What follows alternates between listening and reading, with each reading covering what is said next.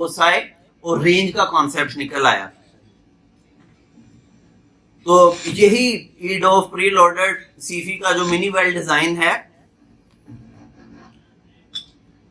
it is patented engineering innovation that takes advantage of wavefront technology to design the proper aberrations required to increase the depth of focus so as to generate a progressive focality continuum of foci to correct presbyopia।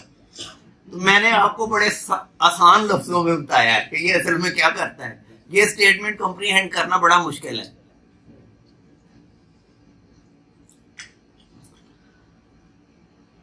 Spherical abrasion इसके centre में है, जो कि depth of focus को बढ़ा देती है।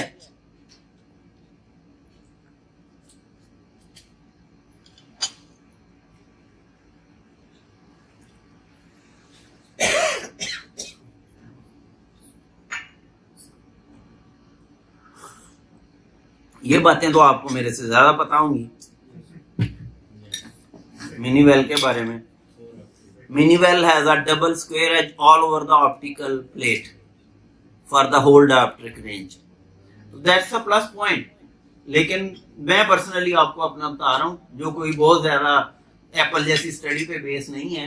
मेरे ख्याल में वही दो इम्पोर्टेंट चीजें हैं पीसीओ के लिहाज से जो मैंने आपको पहले बताई हैं। लेकिन इसी बात पे हम जब मेडिकंटूर के साथ सेशन कर रहे थे तो उसमें ये बात आई थी कि अक्सर जो हैप्टिक ऑप्टिक जंक्शन है वहां पे स्क्वायर एज लैग करता है।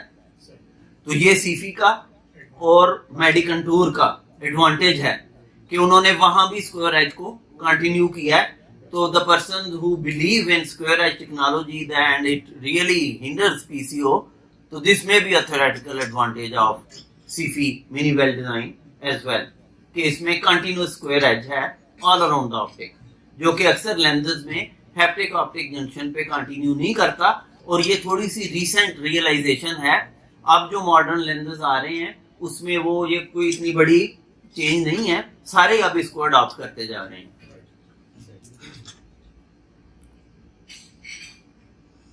ये जैसे हमने डिस्कस किया कि सेंटर में नियर का जोन है, फिर इंटरमीडिएट का जोन है और फिर एस्फेरिक क्लियर फॉरवियन का जोन है। 3 डिस्टिंक्ट पार्ट में उसको डिवाइड कर दिया। और ये प्रोग्रेसिव शिफ्ट है, इसमें उस तरह से स्टेप्स और रिंग्स नहीं है। ऐसे ही है सादिक साहब।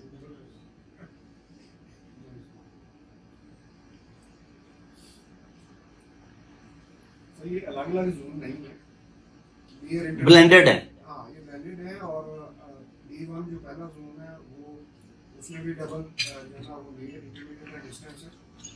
और जो D2 जोन है उसमें भी डबल है, नियर एंड। अब वो उसको आप कहेंगे the first central zone is near dominant, the second zone is intermediate dominant,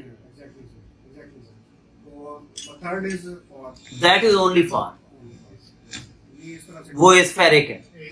तो आप देखें थिंकिंग है ना थ्योरेटिकल, कि आपने फॉरवियन में। और दूसरा एक बात जो मैंने अपने एक्सपीरियंस में और अपने सोहेल सरवर साहब के साथ भी गपशप चल रही थी कि जो कॉमन पेशेंट है ना उसका एक ही क्राइटेरिया है, फॉरवियन जैसा मर्जी लेंस हो, अगर उसको 6 नहीं है तो इट्स अ फेलियर पेशेंट्स के नुक्ता नजर से। हमने किसी में ना मोनोफोकल विजन दे दी या कभी मायोमेट्रिक सरप्राइज से एक आंख 6 हो गई, दूसरी में -2 की एरर आ गई। अब हम लाख उसको समझा रहे हैं कि ये देखें आप इससे मोबाइल पढ़ लेते हैं, इससे नहीं पढ़ सकते, तो ये आपको बड़ी ब्लेसिंग मिल गई है, मानो विजन मिल गई है। नहीं डॉक्टर साहब देखो नजर ही नहीं आ रहा। तो हमारा पेशेंट जो है उसको समझाना शायद थोड़ा सा अमेरिकन और यूरोपियन पेशेंट से ज्यादा डिफिकल्ट है। टाइम घड़ी का नहीं नजर आता। और हमारा पेशेंट ऐसे करता है, मैंने अच्छे खासे अपने एजुकेटेड लोगों को भी देखा है कि हर चीज सेकेंडरी है, ये इम्पोर्टेंट है। बस दूर क्लॉक नजर आ रहा है और 6 लाइन पड़ी गई है कि नहीं पड़ी गई। इसलिए ये जो डेडिकेटेड स्फेरिक एरिया का अवेलेबल होना है, ये हमारे नेशन के लिहाज से आई बिलीव कि बहुत सिग्निफिकेंट है, क्योंकि ये उसको बहुत क्रिस्प शार्प फॉरवियन देगा।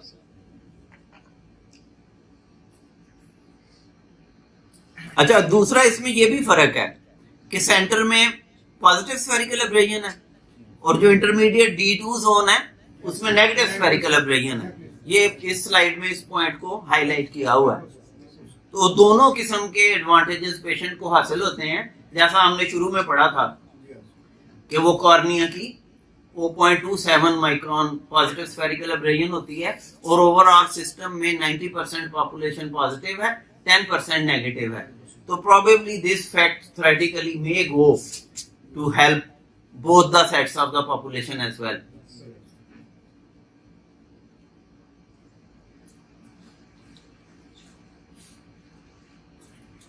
और इमेज जंप नहीं होता क्योंकि वो जैसे सुल्तान ने पॉइंट आउट किया कि ब्लेंडेड है, स्टेप नहीं है, इसलिए इमेज जंप और डिस्फोटॉप्सिया कम है।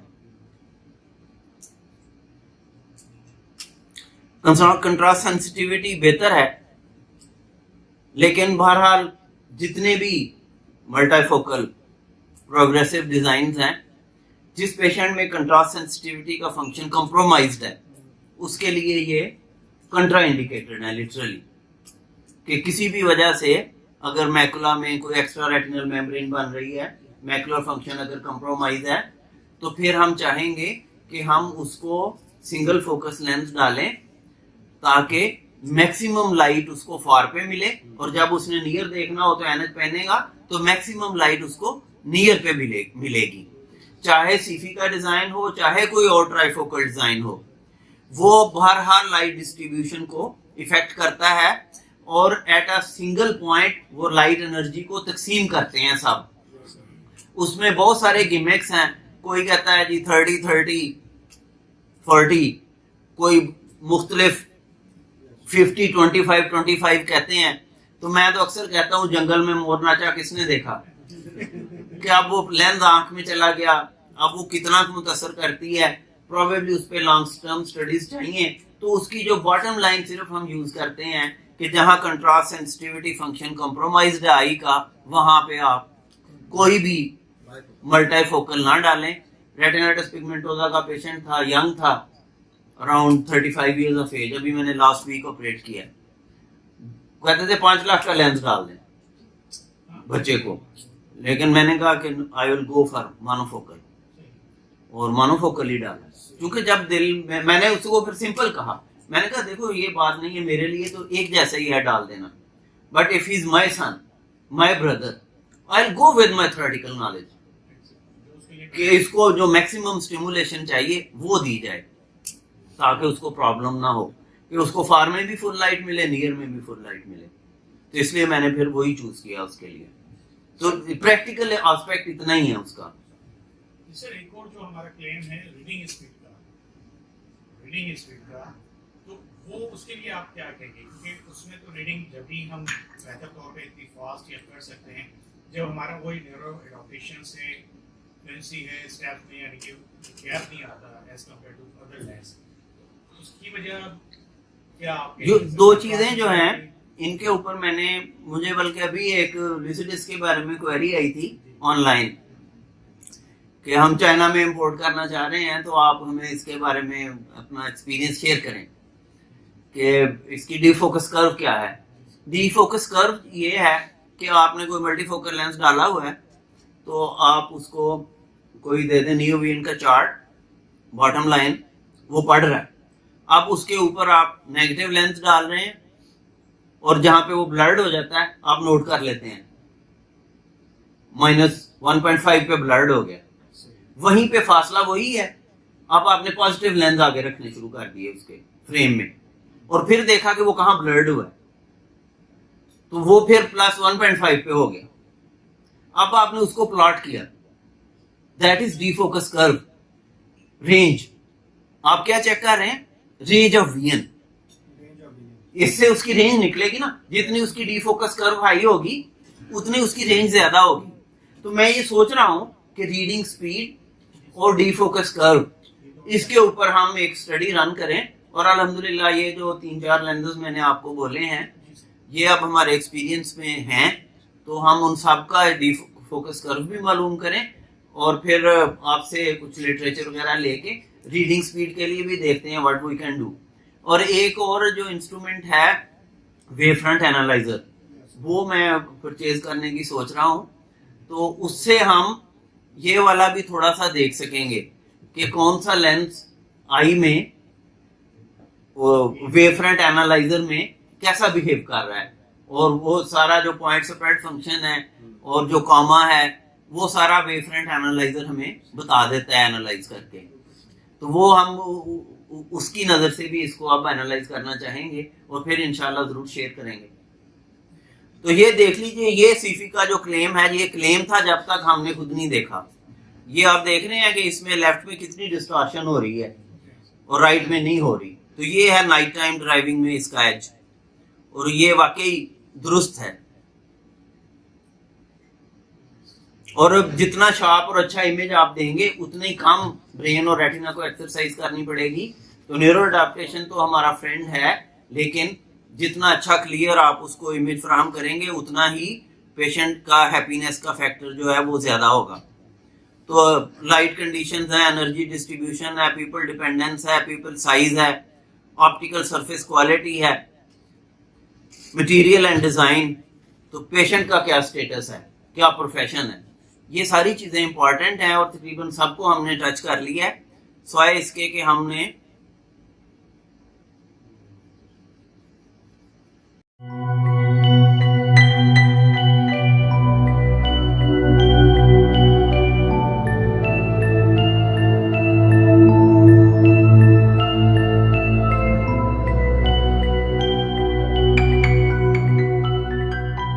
What kind of multifocal lens technology is available today? In this study, we looked at 3 different trifocal lenses: the Finevision Micro F, the ARTELISA 3, the Acrisoft IQ Panoptix, and 4 EDOF lenses: the Minivel, the Lara, the Comfort Lens from Oculantis, and the Symphony from J&J Vision. How can we visualize the optical pathways of all these lenses? For the experimental setup for the study, we used a green laser source, as you can see here, and we stained with fluorescent a water bath in order to visualize the optical pathway through the lenses with this green laser.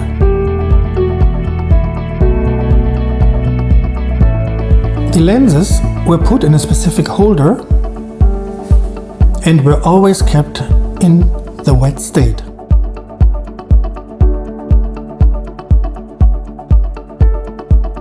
The images were captured with a digital camera setup. Video films as well as still pictures were assessed. Looking at the analysis, we used specific software for analyzing the light distribution to define the peaks of the near, intermediate and distance, or the EDOF range of vision area. Here we see the ARTELISA 3 trifocal intraocular lens. The analysis showed 2 distinct foci for near and distance, and the intermediate area where we can see a slight plateau but still a distinct intermediate focus. Here we see the analysis of the Acrisoft IQ Panoptix. We can see here a predominant for the distance focus, a smaller focus for the near, and very close intermediate focus. The Finevision shows a similar image like the Panoptix. And the Minivel Ready, we can see a good focus for the distance and a small plateau which we call the EDOF area.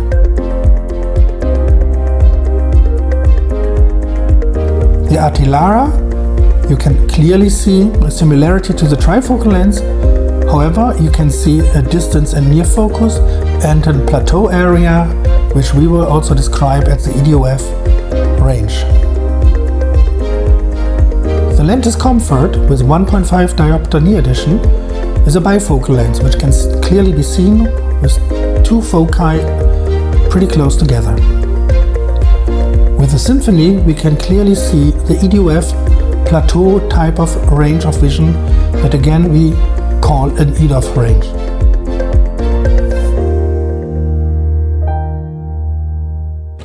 How can we translate what we have seen on the optical bench to the real world, showed lower intensity of dysphotopsias?